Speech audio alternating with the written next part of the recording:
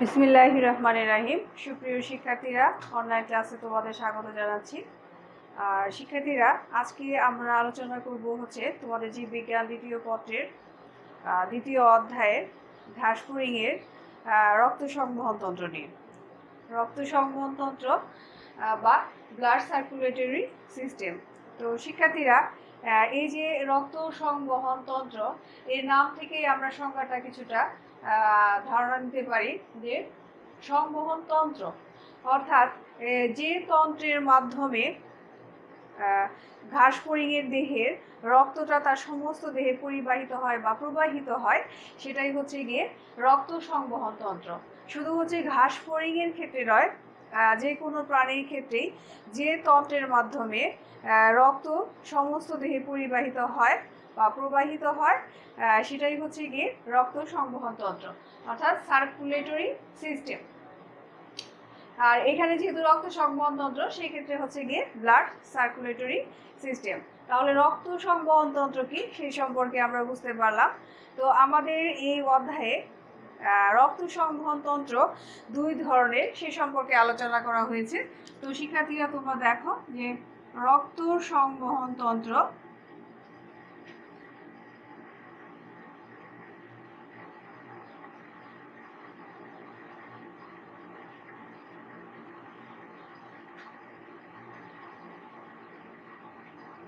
দুই ধরনের। একটি বদ্ধ রক্ত সংবহন তন্ত্র, যেটা গিয়ে বদ্ধ বা ক্লোজড।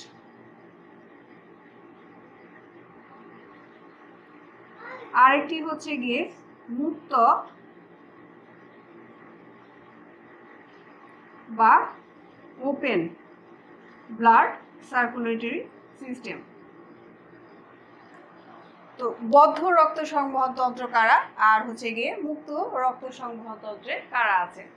এখন দেখো, বদ্ধ রক্ত সংবহন তন্ত্র গিয়ে সেই সংবহন তন্ত্র যে সংবহন তন্ত্রে রক্ত হৃৎপিণ্ড এবং নির্দিষ্ট নালিকার মধ্যেই সীমাবদ্ধ থাকে।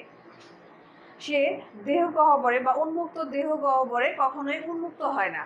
সে দেখা যায় যে রক্তের এই যে চক্রাকার আবর্তনটা, এই সার্কুলেটরি সিস্টেমটা হৃৎপিণ্ড থেকে রক্তনালীতে যায়, আবার রক্তনালী থেকে আবার গিয়ে আর ভিন্ন রক্তনালীর মাধ্যমে হৃৎপিণ্ডে ফিরে আসে। অর্থাৎ সে কখনোই এই রক্তনালীর বাইরে যাওয়ার ক্ষমতা রাখে না। সে গিয়ে এই নালীর মধ্যেই সীমাবদ্ধ থাকে। সেটাই গিয়ে ক্লোজড বা বদ্ধ রক্ত সংবহন তন্ত্র। এই ক্ষেত্রে আমরা উদাহরণ হিসেবে নিতে পারি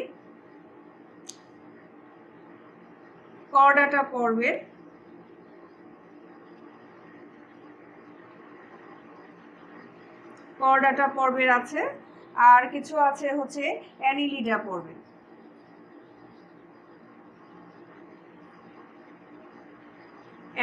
পর্বের। ঠিক একইভাবে বিপরীতভাবে আর কি মুক্ত রক্ত সংবহন তন্ত্র যেটা, সেটা গিয়ে রক্ত এই হৃৎপিণ্ড এবং নালিকার মাধ্যমে, হৃৎপিণ্ড থেকে রক্ত নালিকার মাধ্যমে উন্মুক্ত দেহ গহ্বরে মুক্ত হয় এবং সেই দেহ গহ্বর থেকে আবার কিছু রক্ত নালিকার মাধ্যমে সে হৃৎপিণ্ডে এসে পৌঁছায়। এই যে এইভাবে চক্রাকার যে আবর্তনটা, অর্থাৎ সে শুধু রক্ত নালিকা এবং হৃৎপিণ্ডের মধ্যে রক্তটা সীমাবদ্ধ থাকে না, সমস্ত যে দেহ গহ্বর আছে সেই দেহ গহ্বরে মুক্ত হয়, সেই দেহ গহ্বর থেকে আবার কিছু নালিকার মাধ্যমে হৃৎপিণ্ডে এসে পৌঁছায়। তো এইটাকে বলা হয় মুক্ত বা ওপেন ব্লাড সার্কুলেটরি সিস্টেম। তো এই ক্ষেত্রে আমরা গিয়ে উদাহরণ হিসেবে নিতে পারি আর্থ্রোপোডা পর্বে।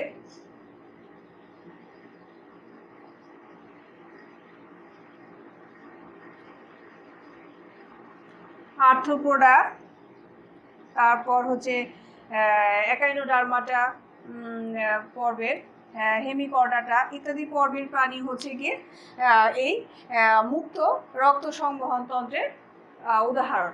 তো আমরা ঘাসফড়িং এটা কোন পর্বের আমরা জানি, ঘাসফড়িং গিয়ে আর্থ্রোপোডা পর্বের প্রাণী। তো ঘাসফড়িংয়ে তাহলে কোন ধরনের রক্ত সংবহন দেখা যাবে? ঘাসফড়িংয়ে মুক্ত রক্ত সংবহন তন্ত্র দেখা যাবে। অর্থাৎ ঘাসফড়িংয়ে রক্তে দেখা যায় যে এই যে ঘাসফড়িংয়ের রক্তকে আমরা বলি হিমোলিম্ফ। তো এর বিষয়ে আমরা পরে আলোচনা করছি। তো ঘাসফড়িংয়ের যে রক্ত প্রবাহটা, অর্থাৎ সমস্ত দেহে যে রক্তটা প্রবাহিত হয়, সেটা হচ্ছে গিয়ে মুক্ত ধরনের। এখানে হৃৎপিণ্ড নামক একটি যন্ত্র রয়েছে, হৃদযন্ত্র রয়েছে, তারপর হচ্ছে নির্দিষ্ট কিছু বাহিকা রয়েছে। এই বাহিকার মাধ্যমে উন্মুক্ত দেহ গহ্বরে মুক্ত হচ্ছে, আবার দেহ গহ্বর থেকে নির্দিষ্ট নালিকার মাধ্যমে হৃৎপিণ্ডে গিয়ে পৌঁছাচ্ছে। অর্থাৎ সে নালিকার মধ্যে সীমাবদ্ধ না থেকে কিছুটা সময় দেহ গহ্বরে আসে, দেহ গহ্বর থেকে আবার নালিকার মাধ্যমে হৃৎপিণ্ডে গিয়ে পৌঁছাচ্ছে। তো এই যে এই চক্রাকার অবস্থানটা, এটাই হচ্ছে গিয়ে মুক্ত সংবহন তন্ত্র। তার মানে ঘাসফড়িং হচ্ছে গিয়ে মুক্ত রক্ত সংবহন তন্ত্রের। তো শিক্ষার্থীরা, ঘাসফড়িংয়ের রক্ত সংবহন তন্ত্র হচ্ছে গিয়ে অনুন্নত এবং মুক্ত ধরনের। আর ঘাসফড়িংয়ের রক্ত সংবহন তন্ত্রে যে অঙ্গগুলো রয়েছে সেগুলো সম্পর্কে তিনটা অংশে ভাগ করা যায়। ঘাসফড়িংয়ের রক্ত সংবহন তন্ত্র এই সম্পর্কিত তিনটা যে অংশ, সেটা নিয়ে আমরা আজকে আলোচনা করি।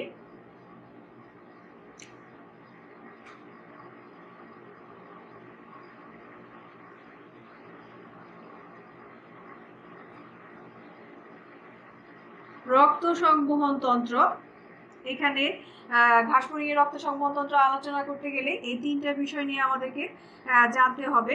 প্রথমেই হচ্ছে গিয়ে হিমোসিল।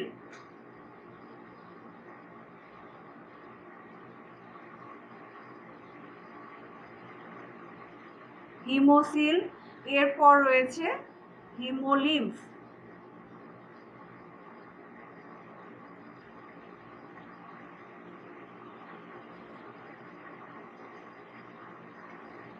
নাম্বার 3-এ রয়েছে পৃষ্ঠীয় বাহিকা।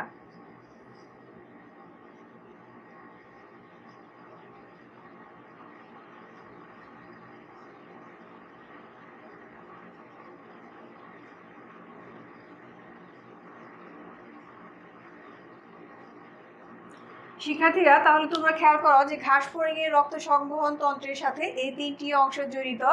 এই তিনটি অংশ দ্বারাই ঘাসফড়িংয়ের সমস্ত যে রক্ত সংবহন, তার সমস্ত দেহে রক্ত সরবরাহ হয়। তাহলে আমরা এই তিনটার এখন বর্ণনা জানি। প্রথমেই আমরা চলে আসি যে তিনটে কি কি। একটি হচ্ছে, প্রথমে হচ্ছে গিয়ে হিমোসিল, তারপর রয়েছে হিমোলিম্ফ, এরপর রয়েছে পৃষ্ঠীয় বাহিকা। তাহলে প্রথমে আমরা হিমোসিল সম্পর্কে জানবো। আমরা প্রথম অধ্যায়ে তোমরা সিলোম সম্পর্কে জেনেছ। তো সেখানে থেকে আমরা জানি যে ট্রিপ্লোব্লাস্টিক প্রাণী যারা, তাদের ভ্রূণীয় 3টি স্তর রয়েছে। ভ্রূণীয় 3টি স্তর যদি আমরা এইভাবে আঁকি,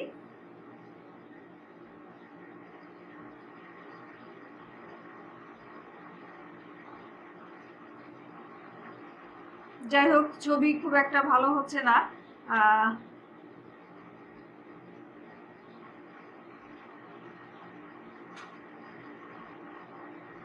তো ট্রিপ্লোব্লাস্টিক প্রাণীদের ক্ষেত্রে এরকম একটি ভ্রূণীয় স্তরটা 3টি স্তরে বিন্যস্ত থাকে। প্রথমটি হচ্ছে গিয়ে একটোডার্ম,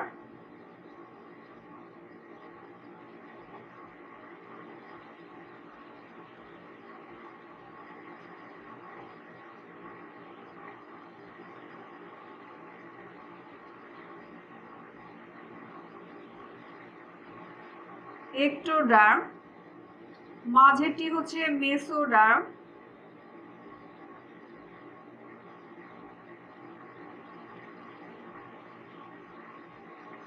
একদম ভেতরে যেটি রয়েছে সেটি হচ্ছে গিয়ে এন্ডোডার্ম।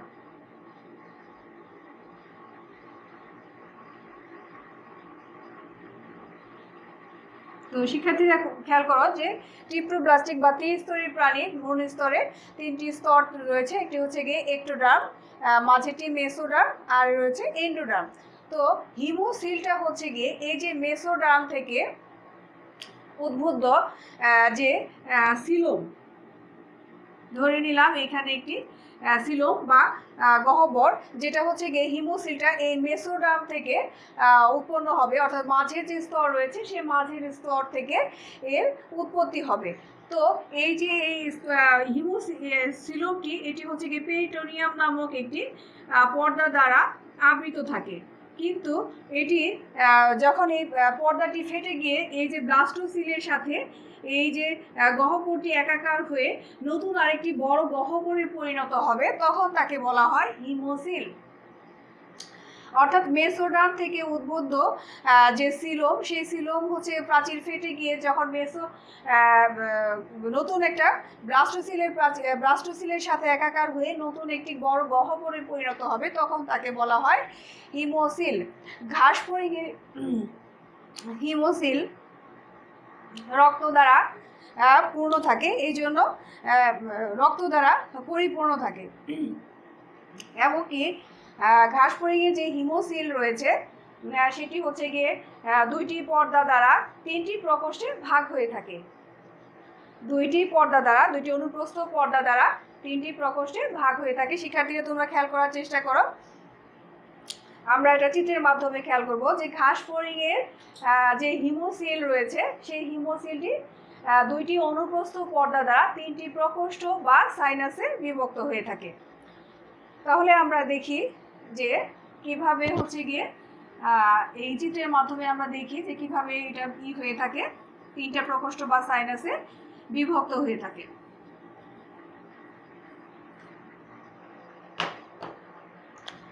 ধরে নেই যে এটা ঘাস ফড়িংয়ের সমস্ত ঘাস ফড়িংয়ের একটি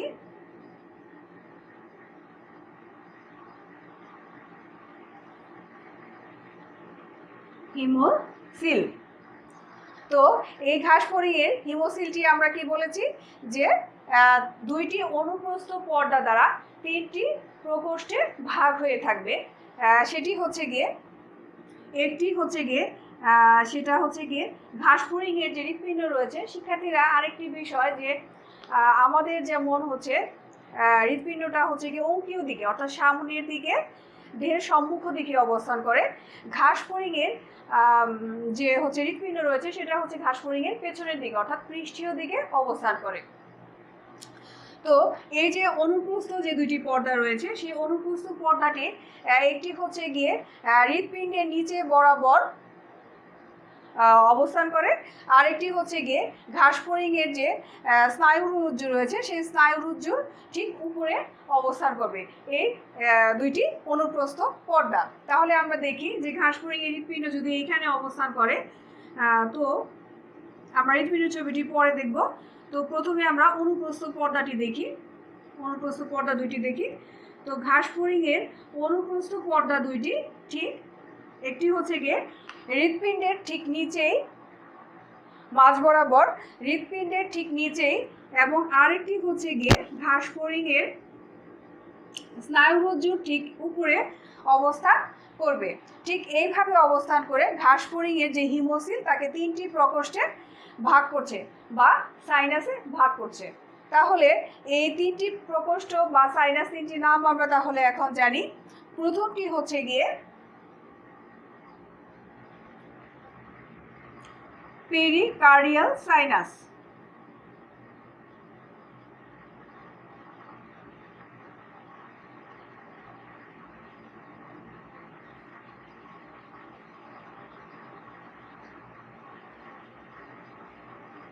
পেরিকার্ডিয়াল সাইনাস।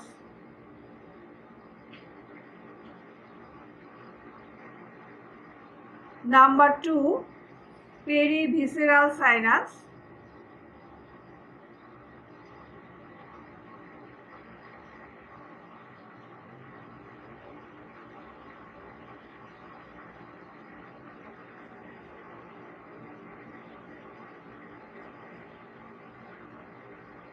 নাম্বার 3 হচ্ছে পেরিনিউরাল সাইনাস।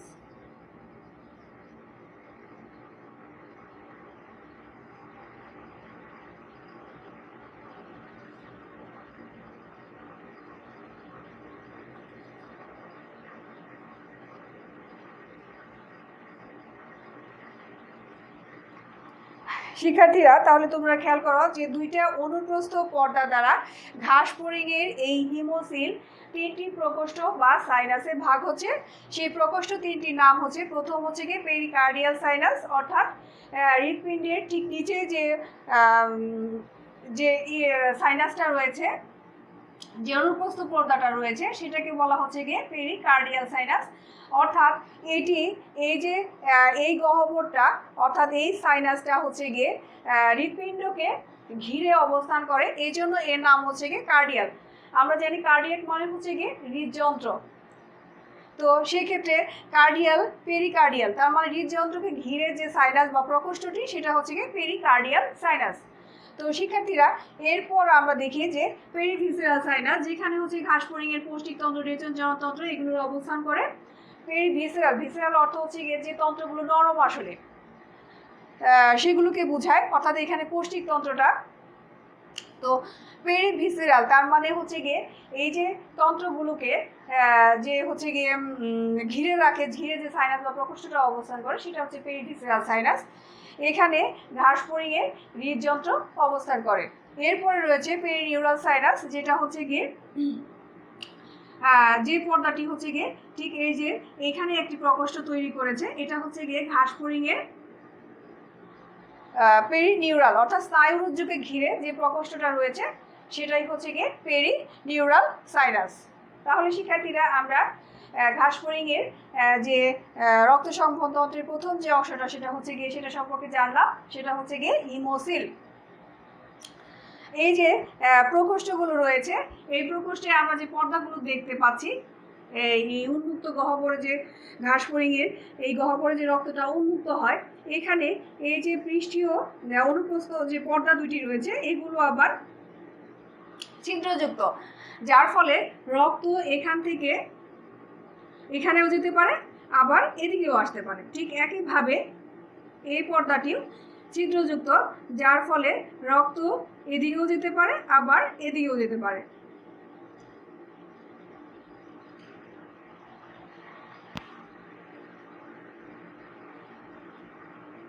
রক্তের প্রবাহ সব দিকেই হতে পারে। তাহলে আমরা চলে গেলাম হিমোসিল সম্পর্কে আমরা জানলাম। তাহলে হিমোসিলের কাজ কি? হিমোসিল অবশ্যই কি করছে, সমস্ত দেহের যে অর্গানগুলো আছে সেই অর্গানগুলোকে এখানে সে ধারণ করছে, অর্থাৎ সে হচ্ছে হিমোসিল যেটা করতেছে রক্ত, তারপরে লসিকা, দেহের যে অঙ্গগুলো সেগুলো কিন্তু এই হিমোসিলের মধ্যে অবস্থান করছে। আবার দেহের যে বর্জ্য পদার্থ এবং পুষ্টি উপাদান সেগুলো কিন্তু এই হিমোসিলের মাধ্যমে প্রবাহিত হচ্ছে। তো শিক্ষার্থীরা তাহলে আমরা হিমোসিল সম্পর্কে জানলাম। এরপর আমরা চলে আসি হিমোলিম্ফে। হিমোলিম্ফ এটা হচ্ছে গিয়ে ঘাসফড়িংয়ের দেহে যে বর্ণহীন প্লাজমা রয়েছে, রক্তে বর্ণহীন প্লাজমা রয়েছে এবং হচ্ছে গিয়ে বর্ণহীন কিছু রক্তকণিকা রয়েছে, যেটাকে আমরা হিমোসাইট বলি। ঘাসফড়িংয়ের রক্তকণিকাকে বলা হয় হিমোসাইট। এগুলো হচ্ছে ঘাসফড়িংয়ের রক্তের একটি বৈশিষ্ট্য, যে এখানে হচ্ছে বর্ণহীন প্লাজমা এবং বর্ণহীন রক্তকণিকা বা হিমোসাইট রয়েছে। আর ঘাসফড়িংয়ের রক্তে যেটা রয়েছে হচ্ছে গিয়ে লিম্ফ। ঘাসফড়িংয়ের রক্ত লিম্ফের সাথে যুক্ত থাকে আর হিমোসিলে অবস্থান করে। এমনকি ঘাসফড়িংয়ের রক্ত লিম্ফোসাইট, তোমরা জানো শ্বেতকণিকার একটি উপাদান হচ্ছে গিয়ে লিম্ফোসাইট, যেটা হচ্ছে গিয়ে রোগ জীবাণু ধ্বংসে অত্যন্ত সক্রিয় ভূমিকা পালন করে। তো এই হিমোসিলে রক্ত হিমোসিলে অবস্থান করে এবং এই লিম্ফের সাথে মিশ্রিত অবস্থায় থাকে বলে ঘাসফড়িংয়ের রক্তকে বলা হয় হিমোলিম্ফ। শিক্ষার্থীরা তোমরা তাহলে ঘাসফড়িংয়ের রক্তের বৈশিষ্ট্যটা বোঝার চেষ্টা করো। এখানে রয়েছে বর্ণহীন প্লাজমা আর রয়েছে বর্ণহীন কিছু রক্তকণিকা, যেটাকে বলা হয় হিমোসাইট। আর এই ঘাসফড়িংয়ের রক্ত যেটা হিমোসিলে থাকে অবস্থান করে আর হচ্ছে কি লিম্ফোসাইটের সাথে মিশ্রিত অবস্থায় থাকে বলে একে বলা হয় হিমোলিম্ফ। আরেকটি গুরুত্বপূর্ণ কথা, যেটি ঘাসফড়িংয়ের রক্তে কোনো শ্বাসরঞ্জক উপাদান নেই। যেমন হচ্ছে গিয়ে আমাদের রক্তে যেমন হিমোগ্লোবিন রয়েছে, কিন্তু ঘাসফড়িংয়ের রক্তে এরকম কিন্তু কোনো শ্বাসরঞ্জক উপাদান নেই, যার কারণে ঘাসফড়িংয়ের রক্ত শ্বসনে কোনো রকমের ভূমিকা পালন করতে পারে না। তাহলে আমরা হিমোলিম্ফের বর্ণনাটা জানলাম। এখন হিমোলিম্ফের কাজ কি? রক্তের কাজ কি? হিমোলিম্ফের কাজও ঠিক তাই হবে, যে হিমোলিম্ফ এখানে হচ্ছে গিয়ে রক্তের যে আমার ঘাসফড়িংয়ের দেহের যে পুষ্টি উপাদান সেগুলো সে বিভিন্ন ধরনের হরমোন এনজাইম এগুলো সে বহন করে সমস্ত দেহে পরিবহন করে। এরপর ঘাসফড়িংয়ের দেহে যে কার্বোহাইড্রেট সে সঞ্চয় করে, ঘাসফড়িংয়ের দেহন যে হচ্ছে খোলস মোচন করে, খোলস মোচনে ভূমিকা রাখে, তারপর হচ্ছে ডানার সঞ্চালনে ভূমিকা রাখে। তো ইত্যাদি কাজ হিমোলিন করে থাকে ঘাসফড়িংয়ের দেহে। তো শিক্ষার্থীরা, তাহলে আমরা হিমোলিন সম্পর্কে জানলাম। এখন আমরা চলে আসি পৃষ্ঠীয় বাহিকা। ঘাসফড়িংয়ের দেহে আরেকটি রক্ত সংবহন তন্ত্রের সাথে জড়িত আরেকটি গুরুত্বপূর্ণ উপাদান হচ্ছে গিয়ে পৃষ্ঠীয় বাহিকা। ঘাসফড়িংয়ের দেহের মধ্যপৃষ্ঠ অঞ্চল বরাবর একটি স্পন্দনশীল অঙ্গ রয়েছে। এই স্পন্দনশীল অঙ্গটি আবার দুটি ভাগে ভাগ হয়ে থাকে। একটি হচ্ছে গিয়ে অস্ট্রিয়াবিহীন সম্মুখ এবং পশ্চাৎ এউট্রা। শিক্ষার্থীরা, তোমরা খুব ভালোভাবে খেয়াল করার চেষ্টা করো যে পৃষ্ঠীয় বাহিকা ঘাসফড়িংয়ের দেহের মধ্যপৃষ্ঠ বরাবর অঞ্চলে অবস্থিত একটি স্পন্দনশীল অঙ্গ। এই যে স্পন্দনশীল অঙ্গ আমরা চিত্রের মাধ্যমে খেয়াল করব, আগে বর্ণনাটা বুঝে নেই। তো স্পন্দনশীল অঙ্গটি দুইটি অংশে ভাগ হয়ে থাকে। একটি হচ্ছে গিয়ে অস্ট্রিয়াবিহীন সম্মুখ এবং পশ্চাৎ এউট্রা। সম্মুখ ও পশ্চাৎ এউট্রা।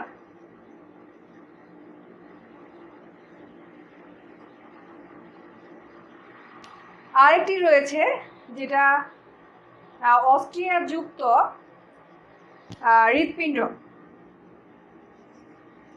অস্ট্রিয়া যুক্ত হৃৎপিণ্ড।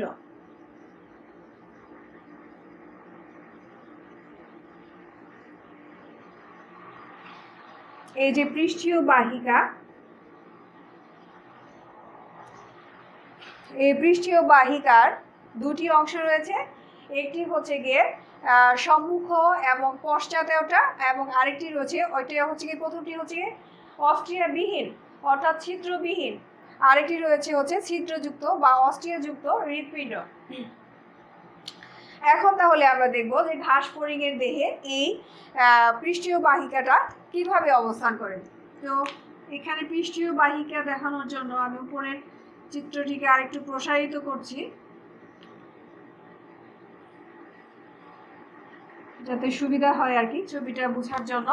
তো তোমরা খেয়াল করো যে এইখানে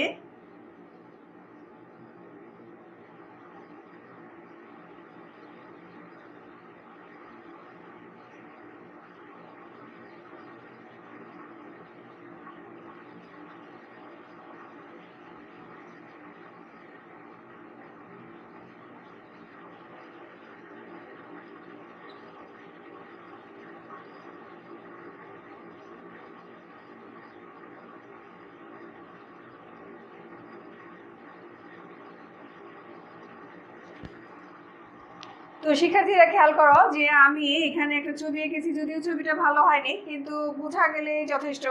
তো শিক্ষার্থীরা তোমরা খেয়াল করো যে এখানে আমি বলেছি যে অস্ট্রিয়াবিহীন সম্মুখ এবং পশ্চাৎ এউট্রা, আর হচ্ছে গিয়ে অস্ট্রিয়া যুক্ত হৃৎপিণ্ড।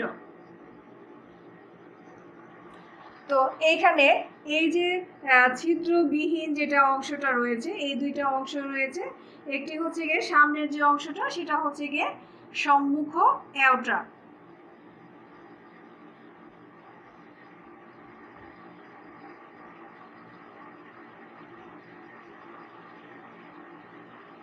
সম্মুখ এউট্রা, আর পেছনের দিকে যেটা রয়েছে সেটা হচ্ছে গিয়ে পশ্চাৎ এউট্রা।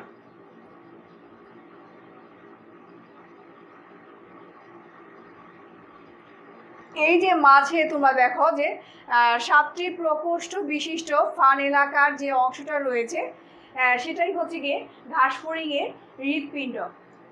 তো শিক্ষার্থীরা তাহলে পৃষ্ঠীয় বাহিকা আমরা বললাম যে দুইটা অংশে ভাগ থাকবে, একটা হচ্ছে গিয়ে সম্মুখ অ্যাওটা, পশ্চাৎ অ্যাওটা, যেটা হচ্ছে গিয়ে অস্ট্রিয়া বিহীন, অর্থাৎ এখানে কোনো ছিদ্র নেই।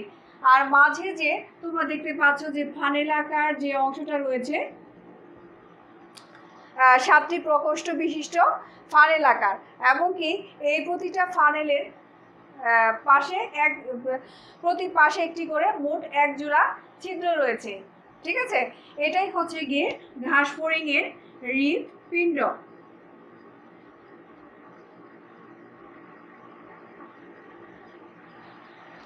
তো আমরা জানি যে আমাদের দেহে যে হৃৎপিণ্ড রয়েছে, তো সেই হৃৎপিণ্ডের মধ্যেও কিন্তু কপাটিকা রয়েছে, যেমন হচ্ছে গিয়ে আমাদের ডান অলিন্দ এবং ডান নিলয়ের পাশে রয়েছে ট্রাইকাসপিড কপাটিকা, আর বাম অলিন্দ এবং বাম নিলয়ের পাশে রয়েছে বাইকাসপিড কপাটিকা। তো এই কপাটিকাগুলোর কাজ কি? এই কপাটিকাগুলো হচ্ছে গিয়ে আমাদের রক্ত যাতে আবার বিপরীত দিকে প্রবাহিত হতে না পারে সেটা হচ্ছে নিয়ন্ত্রণ করে এই কপাটিকাগুলো। তো ঘাস ফড়িংয়ের ক্ষেত্রেও ঠিক সেই একইভাবে এই যে অস্ট্রিয়া বা ছিদ্র রয়েছে, এই ছিদ্রগুলোর মধ্যে আবার কপাটিকা রয়েছে। এই কপাটিকাগুলো ঘাস ফড়িংয়ের বিপরীতমুখী রক্ত প্রবাহকে নিয়ন্ত্রণ করে। তো শিক্ষার্থীরা তোমরা খুব ভালোভাবে বোঝার চেষ্টা করো। প্রথমে তোমরা বুঝবে, তারপরে যদিও তোমাদের এই চ্যাপ্টারটা খুবই এই টপিকটা একটু কঠিনই মনে হয়, কারণ হচ্ছে গিয়ে এখানে শব্দগুলো নতুন আর বিষয়টাও একটু কঠিন, কিন্তু বুঝতে পারলে খুবই সহজ, একেবারে পানির মতো সহজ। এই জন্য আমি বলবো যে প্রথমে তোমরা বুঝবে, তারপরে শব্দগুলো মুখস্থ করবে, তাহলে তোমাদের কাছে তোমরা নিজেদের মতো করে লিখতে পারবে। তো শিক্ষার্থীরা তাহলে আমরা দেখলাম যে পৃষ্ঠীয় বাহিকা, তো হৃৎপিণ্ড আমরা এখানে দেখলাম সম্মুখ পশ্চাৎ অ্যাওটা পৃষ্ঠীয় বাহিকার মধ্যে, আর হচ্ছে গিয়ে হৃৎপিণ্ড। তো এই যে হৃৎপিণ্ড, এই হৃৎপিণ্ডের যে ফানেল আকার যে অংশগুলো রয়েছে, এইগুলোর পাশে আবার তোমরা দেখো এরকম ত্রিভুজ আকার কিছু পেশি রয়েছে। এই পেশিগুলো সংকোচন এবং প্রসারণশীল, এগুলোকে বলা হয় অ্যালারি পেশি। অ্যালারি পেশি। প্রতিটা ফানেল আকার অংশে এরকম অ্যালারি পেশি যুক্ত রয়েছে। এই অ্যালারি পেশির সংকোচন এবং প্রসারণের মাধ্যমে এবং হৃৎপিণ্ডের সংকোচন প্রসারণের মাধ্যমে ঘাস ফড়িংয়ের দেহে সমস্ত রক্তটা প্রবাহিত হয়ে থাকে। তো শিক্ষার্থীরা তাহলে আমরা দেখলাম যে ঘাস ফড়িংয়ের দেহে কোন কোন অংশগুলো রক্ত সংবহনে বা রক্ত পরিবহনে গুরুত্বপূর্ণ ভূমিকা রাখে। তাহলে আজকে আমরা এই পর্যন্তই। আগামী ক্লাসে আমরা সমস্ত যে চক্রাকার ঘূর্ণনটা, অর্থাৎ সার্কুলেটরি সিস্টেম, যেটা যে ভাবে এরা হচ্ছে ঘাস ফড়িংয়ের সমস্ত দেহে রক্তটা পরিবহন করে, সেই চক্রটা আমরা দেখব। তাহলে আগামী ক্লাস তোমাদের দেখার জন্য আমন্ত্রণ রইল। আজকে এই পর্যন্তই। ধন্যবাদ সবাইকে।